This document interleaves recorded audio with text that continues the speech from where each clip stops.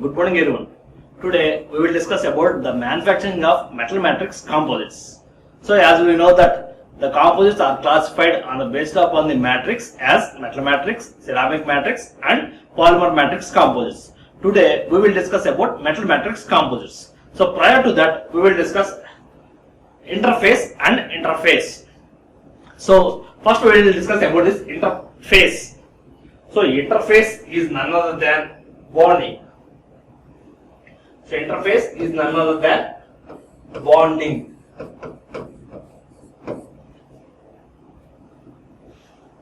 So as we know that our composite consists of matrix and reinforcements. Those two, the boundary between those two is called our interface. So that is it is the boundary. It is the boundary. So this is the diagram. Imagine this is the matrix material and this one is our reinforcement material. So reinforcement fibers are bounded together with matrix material. So these two are having a common boundary. That boundary is called our interface. Interface, interface. So here the interface is none other than the bonding. The bonding between this fiber and the matrix material. It means the bonding between the reinforcement and the matrix should be good enough for the composite. So it is the boundary demarcating. So demarcating. So the differencing, demarking, marking the distinct phase of reinforcement and matrix. This is the separation. It means the boundary of the reinforcement and the matrix. So and that is also called as zone across which matrix and reinforcing phases interact. So here if we consider this a black boundary, that is the zone which interacts the matrix material with the reinforcement. That is only than the bonding. So for the composite to operate effectively, it means it should have having maximum strength or depends upon the application. It should have good efficiency. That is for the composite to operate effectively, the phases must bond where they join at the interface. So the phases both matrix and reinforcement should have good bonding. Then only we will get a good application, good effect, or the composite should be effectively consumed. So this is called interface. Interface, interface. Whereas so interface PHASE is none other than a coating. So always the matrix and reinforcement shouldn't join together. Why? Because there may be various reasons. So it means the bond, the reinforcement should stick to the matrix, then only it should have good properties. Whereas some elements will not stick each other. So at that conditions we are using one more material, that is the third material, that is called coating. So here we are coating the reinforcement fibers. So to improve the adhesive nature between the reinforcement and the matrix. So it's none than a glue between two papers or between a pad and a paper. So those two will not stick together. So for sticking or for bonding between those two, we are adding one more third material, that is called interface. Interface is none other than the coating material. So in some cases a third ingredient. So this is the third ingredient. What about 1 and 2? Those two are reinforcement and matrix. 1 and 2 are reinforcement and matrix. Apart from these two, the third ingredient, that is called interface. The third ingredient must be added to achieve the bonding of primary and secondary phases. Primary phase in the sense matrix and the secondary phase is called reinforcement. So here we are adding one more. Apart from these two phases, we are adding one more phase to join or to create bonding between the reinforcement and the matrix. That is called interface. This third ingredient can be thought as adhesive or coating. So here in the image you can see a green color. So this one is called matrix material.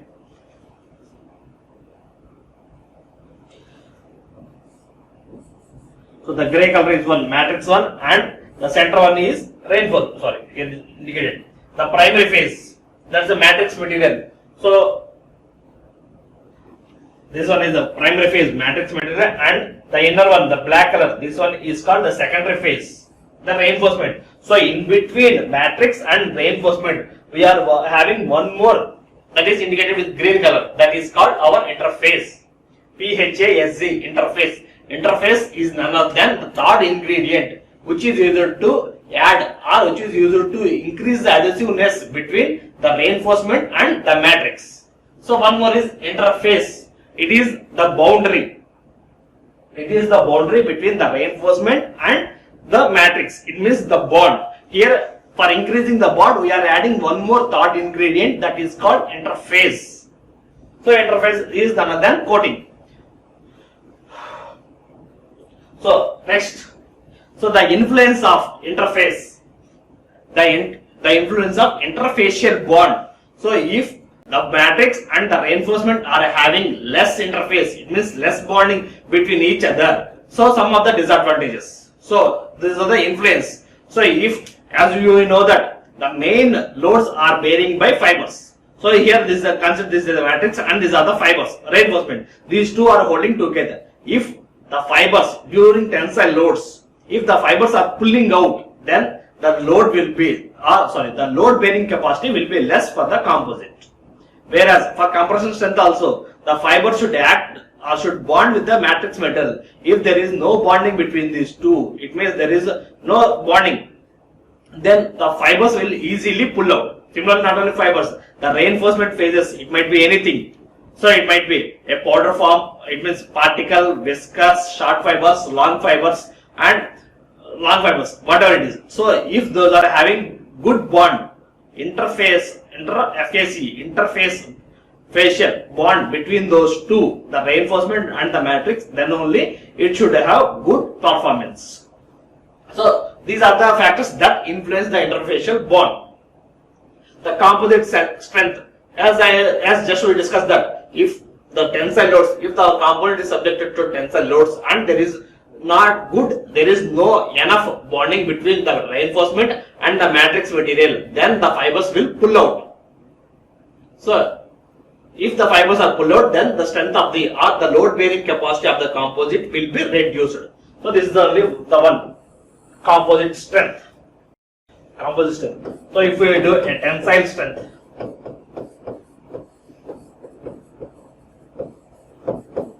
so it leads to fiber pull out.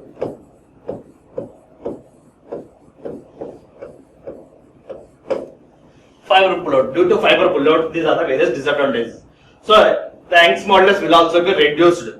So reduced Young's modulus can be obtained if there is no proper bonding. If there is good proper bonding, the Young's modulus will also be high. Similarly, interlaminar shear strength. So the laminates. So in the earlier classes we discussed about the laminates.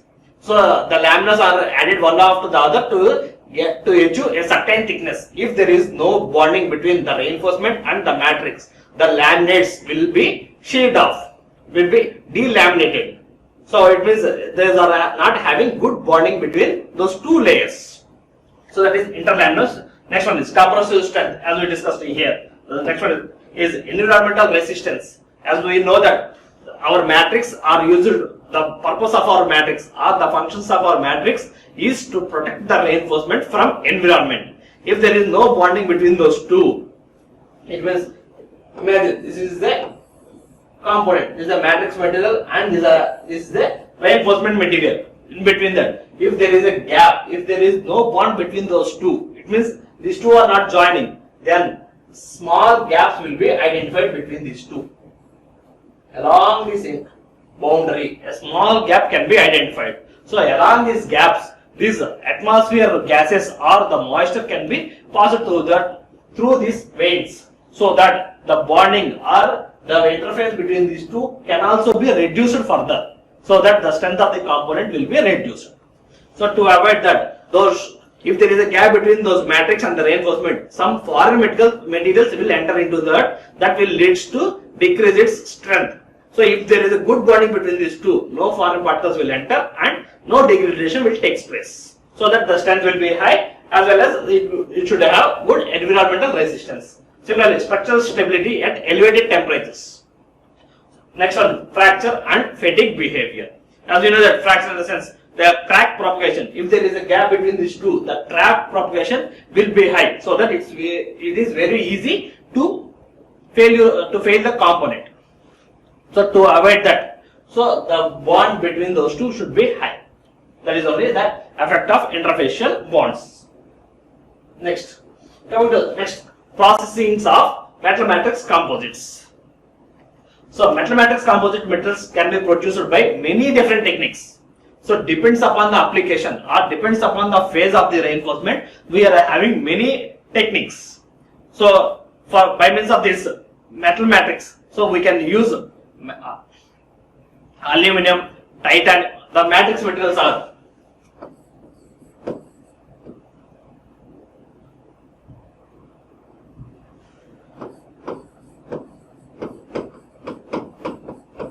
matrix materials, aluminum, titanium,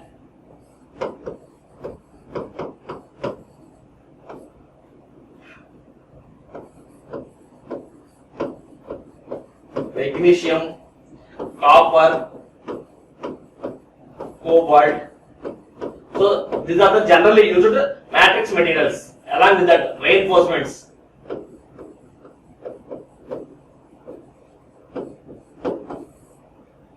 So the reinforcements: silicon carbide, silicon, aluminum oxide, boron, silicon nitride, boron, silicon nitride. These are the various reinforcements. So all these reinforcement can be used in any form. It might be a particle phase, or it might be a viscous phase, or it might be a short fibers or long fibers. Any of the reinforcement phases can be used for manufacturing the components. So depends upon the reinforcement phases, we are having various techniques for producing. So the same technique, if the reinforcement is in particle forms, we use a technique. The same technique cannot be used for the reinforcements which are in fiber form. Why? Because the reinforcement, the long fibers are having some length. So if we are using the same process, there are some disadvantages. We will discuss it in the earlier classes. So the same process cannot be used. So that only. So the metal matrix composites can be produced by different techniques. So we are having n number of techniques. The focus of the selection. So while selecting, so there are many techniques. The focus of the selection of suitable process is based upon the desired kind, quality, and the distribution of the reinforcement. The distribution of reinforcement. So the distribution, it means the evenly distributed, or the density should be high or long, or we are having various phases. So if the reinforcement should be a horizontal, if it is a long fibers, it might be horizontal or vertical or randomly oriented. So that is the distribution of reinforcement composites. And the LY, the matrix which we are using, and as well as the reinforcement which we are using for the application. So aluminum, titanium, these are having various melting temperatures. So depends upon their melting temperature, we can go for different techniques. So the selection will depends upon the desired kind and quality and distribution of reinforcement along with the matrix. So these are the various parameters based upon the selection of process, selection of manufacturing process. Next, by altering the manufacturing process. So if we consider, so we are considering a composition.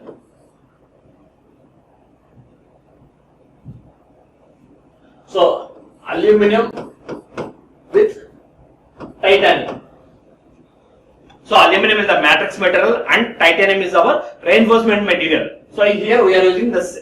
If we are using the same aluminum and titanium matrix, aluminum matrix and titanium reinforcements, by altering the process, we can get various properties. Though the material is same, if we change the manufacturing process to one more process, the property will be varied without changing any matrix material as well as the reinforcement material. Only by changing the manufacturing process. For example, so if we are making a steel casting, the properties will be X. So if we are using the same steel material for forging application, it means we are producing the same component with forging process, then the properties will be high. Whereas the same metal in the casting, the properties will be less but costly. Casting is the economical process, whereas forging is somewhat costly. So we are changing the process. We are not changing the metal, but the properties are changing. Similarly, here also, if if the matrix and the reinforcements, though the matrix and reinforcements are constant, by varying the manufacturing process, we can get different properties. Yes, so along with that, if we change the reinforcement phase,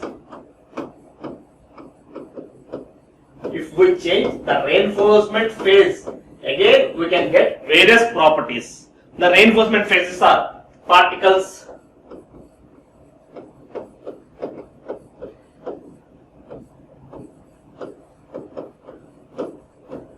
viscous, flakes, and fibers. These fibers may be short or long fibers. By varying the phase of the reinforcement, we can get a different properties. Properties variation. Though the matrix and the reinforcements are same, if we change the manufacturing process, we can get different properties. Again, if we change the reinforcement phases, so these titanium phases, again we will get different properties. By altering the manufacturing method,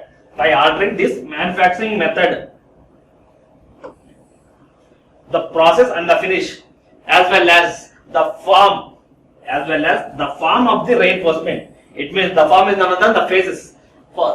It means the particles, viscous, flakes, etc. As well as the form of the matrix of the reinforcement components, it is possible to obtain different characteristic profiles. It means different properties. We can get different properties by altering this manufacturing method and the form of the material. If we change the form of the reinforcement and the manufacturing process, we can get a different characteristics. Although the same components and the amount of the although the same composition. So as mentioned here, the same composition, the aluminum and the titanium, we are using the same composition. Though we are using the same composition, by altering this manufacturing method as well as by changing the form of the reinforcement, we are getting different properties. The next one is, so various manufacturing methods. So depends upon the initial state of our matrix material. Those are classified into various states, various forms. That is solid state methods, semi-solid, liquid, vapor deposition, and in situ process. As you know that every material is having these phases. So if we consider water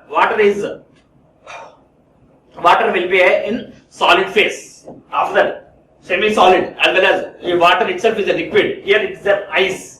If it is in solid state, that is called as ice. Here it is water, and here it is vapor. So all the behavior, all the states can be possible in a single material. Similarly, even our matrix materials can also be available in all these forms. So it depends upon the initial state of our matrix material. Those are classified into these 5 types. That is solid state, semi-solid state, or mushy state. Next one is liquid. Next one is in situ, and then next one is vapor, and then finally it is in situ fabrication process. So it depends upon the matrix material. We are having various phases.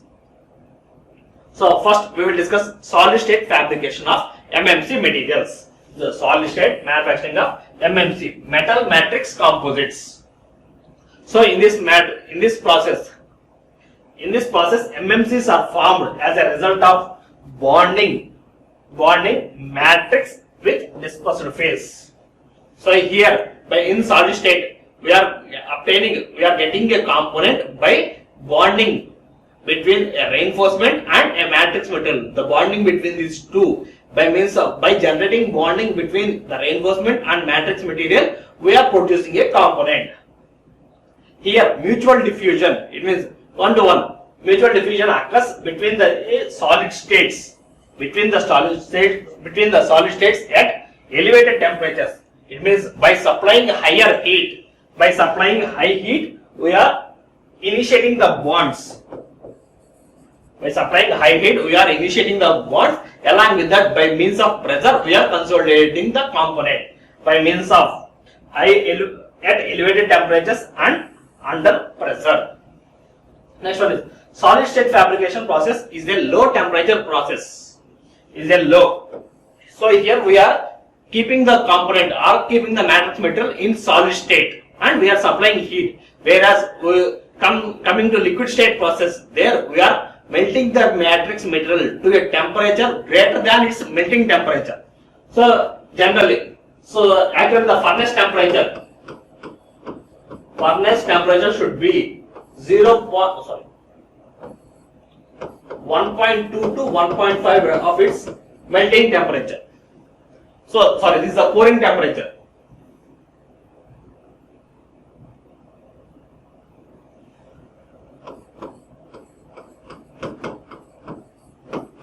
Pouring temperature of pouring, that equal to 1.2 to 1.5 of its melting temperature.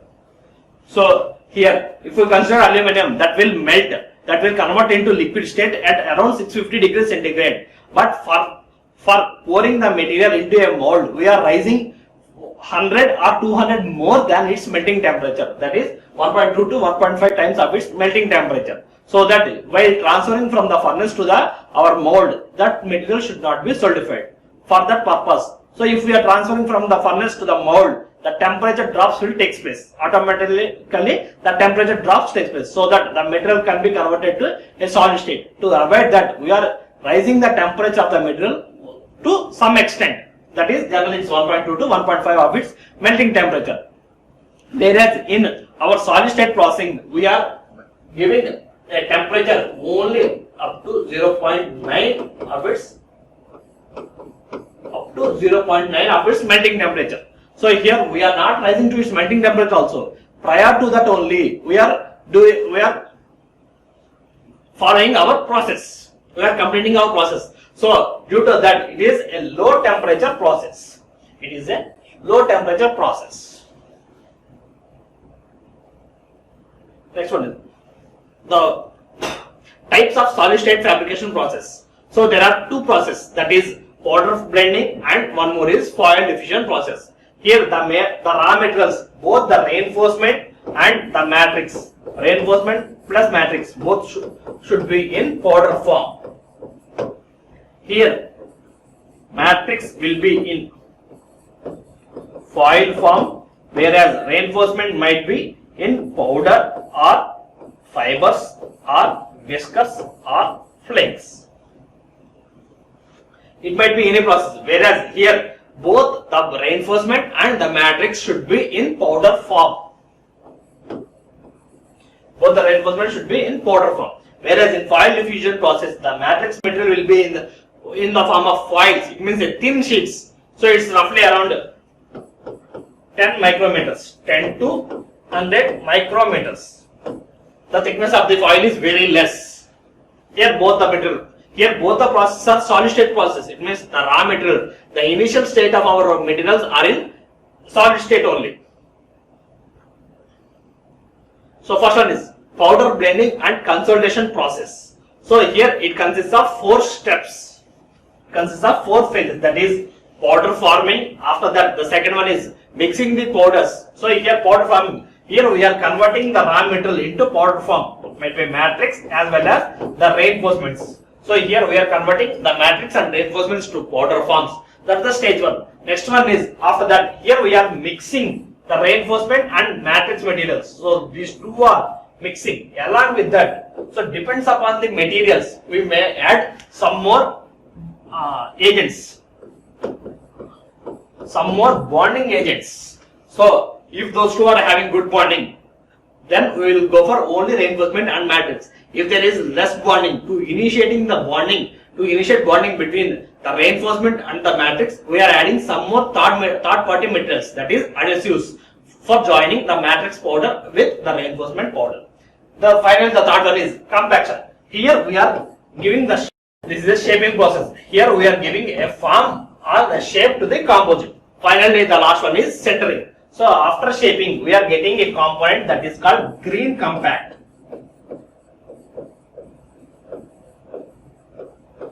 The green compact material doesn't have any strength. So by sintering, we are initiating the bonds between the reinforcement and the matrix material, so that the strength of the component will be high. That is only due to sintering. Centralizing is none other than heating. So these are the various stages of our powder metallurgy, powder blending